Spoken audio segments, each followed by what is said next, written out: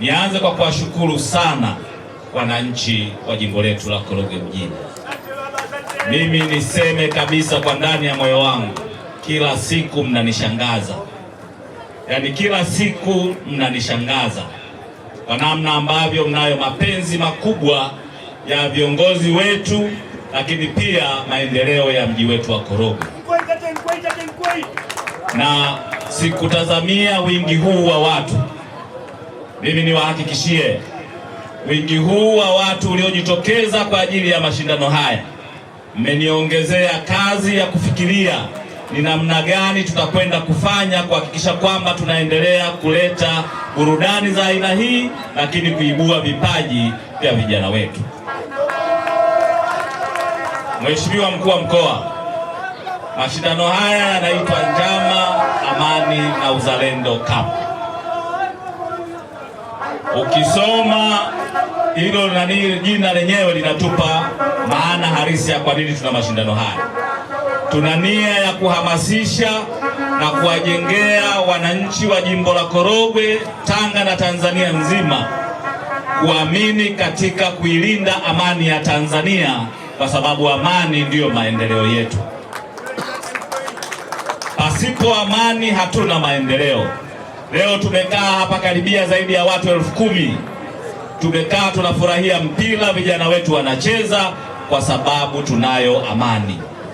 Pasipo hilo tusingeweza kukaa hapa. Hatuwezi kuzitaja nchi ambazo zina changamoto, lakini ninyi wenyewe mnafuatilia kwa sababu mnashiriki kwenye mitandao tofauti tofauti. Kuna maeneo hawana uwezo wa kukaa pamoja hata kwa dakika 2. Sisi hatuna changamoto hiyo.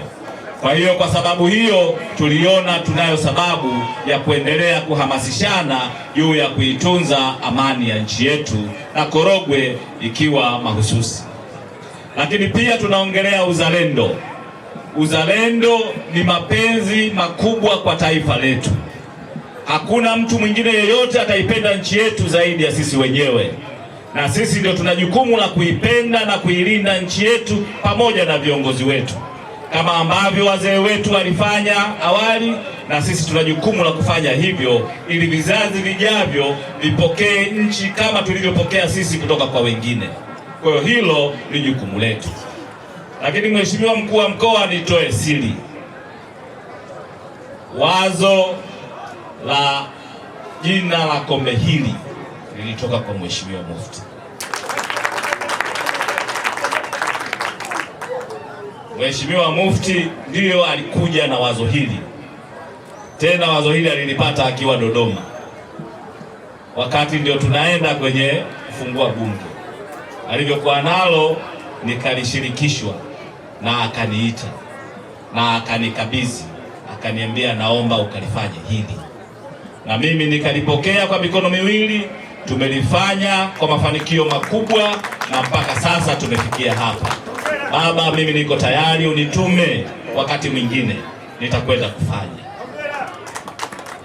Lakini hata katika zawadi tunazokwenda kuzitoa, sitasema ni kwa kiwango gani, lakini sehemu kubwa ya zawadi hizo yeye ametuchangia na kuhakikisha kwamba tunakwenda kufanya.